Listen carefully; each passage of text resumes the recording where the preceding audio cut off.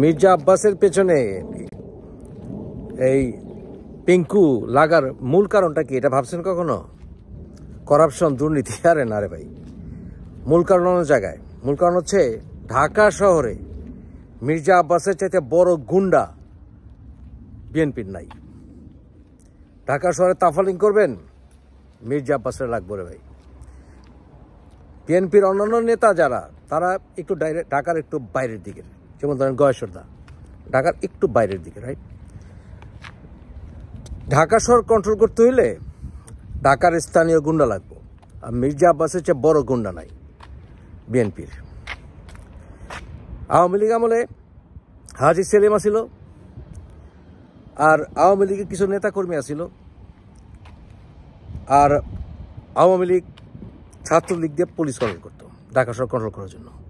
2013-14 হেফাজতের তাণ্ডব, জামাতের দেওয়ার হোসেন সাইদি মুভমেন্ট ইত্যাদি কারণে আওয়ামী লীগ সরকার প্রায় পড়ে যায় অবস্থা। ঢাকা শহরের বাইরের এলাকাগুলো একসময় প্রায় আওয়ামী লীগ কন্ট্রোল হারাই ফেলছিল। তখন সবচেয়ে বড় অবদান রাখছিল পুলিশ অফিসার বেনজির। এই বেনজির আহমেদের কারণে তখন সেই যাত্রা মোটামুটি ঢাকা শহর আওয়ামী লীগের কন্ট্রোলে থাকে। আর এছাড়া ছাত্রলীগ তো আছেই। কিন্তু এই সমন্বয়কারী, হেফাজতি বা আপনার ইসলামিক গোষ্ঠীগুলি যারা আছে, জামাত সহ, হিজবুতি, এগুলো ঢাকায় কোনো বেস নাই রে ভাই।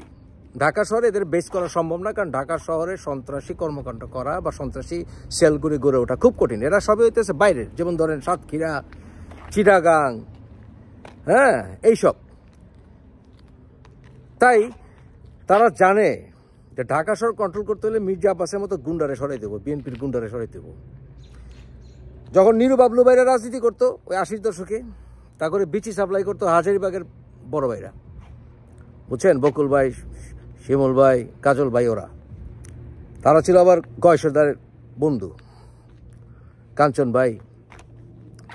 90-এর দশকের পরে আপনার এই কন্ট্রোলটা অনেকটা, মানে বিচি সাপ্লাই, মাল সাপ্লাই, এগুলি কন্ট্রোল চলে গেল আপনার দয়াগঞ্জ, হাজীগঞ্জ, হ্যাঁ, কেরানীগঞ্জ, তারপরে আপনার চাঙ্কারপুল, নাহলে গেল আপনার জিন্দাবাহার, বংশাল, ওই এলাকার থেকে। তা ঢাকা শহরে আমরা যারা পয়দার পোলাপান না, আমরা জানি কার মাল কতখানি, কার কোমরের জোর কতখানি। আর এখন তো আওয়ামী লীগের গুন্ডারা নাই ঢাকা শহরে। আর 2 ঢাকা শহর কন্ট্রোল করতে হলে ঢাকা শহরে এন্ট্রি পয়েন্টগুলো আটকাইতে হবে। এন্ট্রি পয়েন্ট কোন জায়গায়? ঢাকা শহরের এন্ট্রি পয়েন্ট হতেছে নারায়ণগঞ্জ, বুঝতে পারছেন? তো নারায়ণগঞ্জ যদি আপনার কন্ট্রোল থাকে, তাহলে ঢাকা শহরে বাইরের থেকে মাল আনা, মানুষ আনা মুশকিল। আপনি যতই অস্ত্র দেন গোহাতে, ঢাকা শহর কন্ট্রোল করতে হলে কিছু কিছু পয়েন্ট কন্ট্রোল করতে হবে। যেমন ধরেন আপনার নারায়ণগঞ্জ শামীম ওসমান কন্ট্রোল করতো। শামীম ওসমান ঢাকা শহর আইবো, ঢাকা শহরের বাইরে থেকে আপনার সিলেট, কুমিল্লা, চিটাগাং, ওই পয়েন্টে গলা চিপা ধরতো শামীম ওসমান। আর শামীম ওসমান সবচেয়ে বেশি ক্ল্যাশ হইতো জাকিরের লগে নারায়ণগঞ্জের। আর জাকির তো এখন বাইরে, শামীম ওসমান তো দেশের বাইরে, আর জাকির তো এখন ঢাকা শহরে ঘুরে বেড়াইতেছে, তাই না? এখন বিএনপির বড় বড় গুন্ডা কিন্তু অনেকগুলি বাইরে।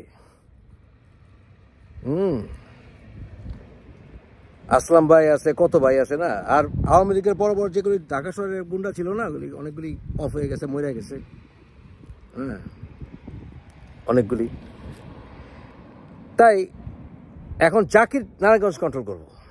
জাকিরের ডিঙা চিরাং থেকে, সিলেট থেকে, কুমিল্লা থেকে সমন্বয়কারী কোনো হালারপুত সম্ভবই না ঢুকা, জামাতের পক্ষে ঢুকা সম্ভব না। আর ঢাকা শহরের ভিতরে জামাতের সমন্বয়কারীর কোনো হেডাও নাই, কারণ সমন্বয়কারী এগুলো হইতেছে সব ঢাকা শহরের বাইরের বফরসলেনের ছোট ছোট গ্রামগঞ্জের পোলাপান। ও ঠাকুরগাঁও থেকে আয়া, পোটাগাড়ের থেকে আয়া ফাল পারবো, ঢাকা শহরের ভিতরে হইব না ভাই, বুঝছেন? এটা হলো মেইন ইস্যু।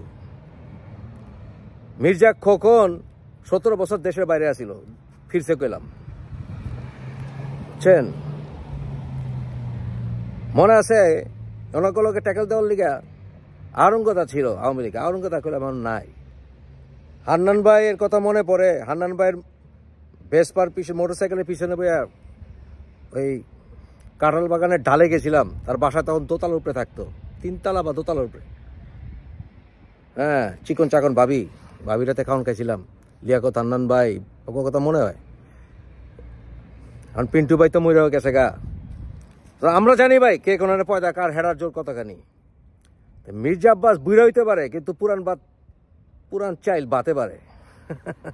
বুঝছেন না? তাই ওই সমন্বয়কারী চোদনারা ঢাকা শহর কন্ট্রোল করে পাবো, এটা হইব না। আর ঢাকা শহর কন্ট্রোল না করতে পারলে কোনো ভালো ছেড়ে দিতে পারবো না। এরা ওই ফজলুর রহমান স্যারের পিছে লাগছে, অ্যাডভোকেট ফজলুর রহমান। কারণ কি জানেন, ফজলুর রহমান স্যারের হ্যাডম আছে। ফজলুর রহমান স্যারের মানে চাপের মধ্যে রাখলে ওখানে মনে করে ওখানে পয়েন্টটা আটকেব, ওই যে ময়মনসিংহ ওই পয়েন্টটা আটকেব, বেলটা আটকেব, লাভ নাই। তাই মেইন ইস্যু করাপশন এগুলি বালচাট কিছুই না। মেইন ইস্যুটা কি জানেন? মেইন ইস্যুটা হইতেছে মির্জা আব্বাস যতদিন বাইচা আছে, ঢাকা শহর কোনোদিন জামাত, চ্যাটারবাল, হেফাজত, লেওরা, সমন্বয়কারী এরা কন্ট্রোল করতে পারবো না। মির্জা আব্বাস জানে কোন নেটওয়ার্ক কারে কোরআনে কানে কি যেভাবে কাজে লাগানো লাগবে। পুরানা চাইল বাতে পারে, বুঝছেন? এটা হলো মেইন ইস্যু, ওরা জানে এটা। ওই পুলিশ জামাতি পুলিশ দিয়ে কোনো বালচাট হইব না, ওই পুলিশে তো মাজা ভাঙ্গা। আর আর্মি তো এই মুহূর্তে বিএনপির বিরুদ্ধে যাইব না, আওয়ামী লীগের বিরুদ্ধে যত প্রশ্ন ওঠে না। চেকমেট, এটা হলো আসল কারণ। আব্বাস ভাইয়ের উপরে খেপছিলাম, কেন খেপছিলাম জানেন? আব্বাস ভাইয়ের উপরে খেপছিলাম কারণ মতিউর রহমান নিজামীর হালকা প্রশংসা করছিল জামাতের বাটা আনার লিগা, বুঝছেন না, আওয়ামী লীগ সরকার পতনের পরে। কিন্তু এর অর্থ এই না যে আব্বাস ভাই বিএনপি থেকে অফ হয়ে যাবে, এটা চামো। এটা হইব না রে ভাই, এটা হইব না। আরে মাদার চোত মাঙ্গে না তিল্লু পিঙ্কু, ওরা ফালাই দিব না, মির্জা আব্বাসে ফালাই দিব। আমার কুত্তাও আসতেছে।